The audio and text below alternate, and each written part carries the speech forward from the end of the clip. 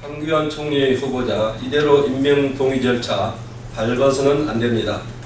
능력 회피 의혹, 정관 예우 의혹, 사면노비 의혹까지 많은 의혹이 따라붙었던 황교안 국무총리 후보자에 대한 인사청문회가 어제 끝났습니다.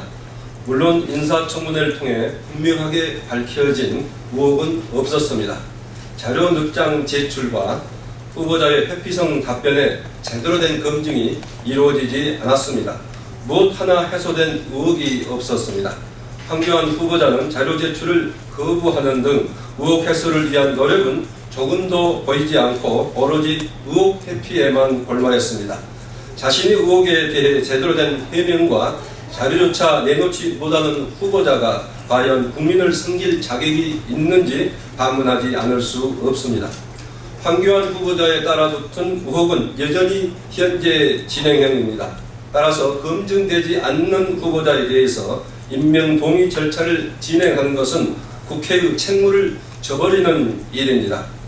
메르스 사태로 정부에 대한 불신이 극심한데 검증되지도 않는 후보자에 대한 임명 절차를 진행하자는 것은 어불성설이라는 것을 분명히 합니다. 다음은 메르스 핑계로 엉뚱한 금리 인하 정책 내놓은 박근혜 정부, 이 부분은 다시 하겠습니다.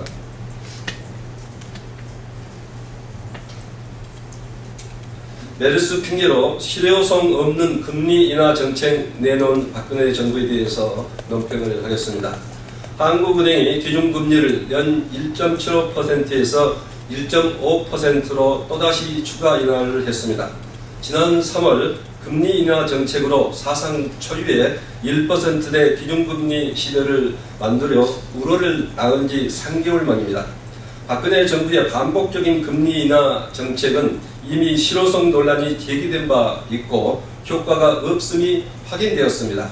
수출은 살아나지 않고 있어 지난 5월 수출액만 보더라도 전년 동월 대비 10.9%가 감소했고 5월 가계빚은 7조 3천억으로 폭발적으로 증가하고 있습니다. 금리 인하로 가계부채 증가와 전월세 가격 폭등이 우려되는 상황에서 정부가 내놓은 빚내서 집 사라는 식의 잼질식 조치는 우리 경제를 살리는 실질적 근본적 대책이 될 수 없습니다. 이는 기존 한국은행의 입장과도 배치되는 것이어서 과연 한은이 독립성을 보장받고 있는지 우려하지 않을 수 없습니다. 이주열 한은 총재도 지난 8일 국제 컨퍼런스에서 미국의 금리 인상 충격에 대한 대응력이 취약해졌다고 우려를 표명하지 않았습니까? 박근혜 정부는 한은을 압박해서 이미 실효성을 잃고 부작용만 지적되고 있는 단기적인 금리 인하 정책을 고집하지 말고 근본적인 경제 기조를 바꿔야 합니다. 지금 가장 시급한 것은 금리 인하 조치가 아니라 오는 9월 미국의 금리 인상에 따른 소비 절벽 대책과 가계 부채를 막는 것입니다. 다음은 중부지방 가뭄 해소에 대해서 논평을 하겠습니다. 정부는 중부지방 가뭄 해결에 최선을 다해야 합니다.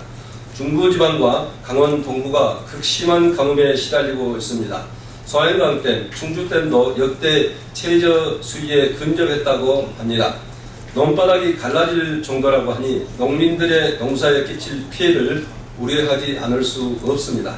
인천 도서 지역과 경기 산간 지역을 중심으로 식순환이 확산되어 가고 있어 이 또한 걱정스럽습니다.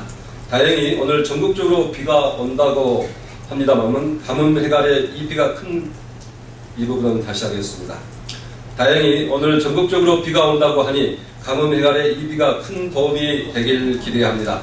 새정치민주연합은 국회 차원에서 가뭄 피해를 파악해서 시급하게 대책 마련에 나설 것을 약속합니다. 천재지변에 따른 대책에 한계가 있겠으나 정부 또한 가뭄 해결을 위해서 최선을 다해 주기 바랍니다.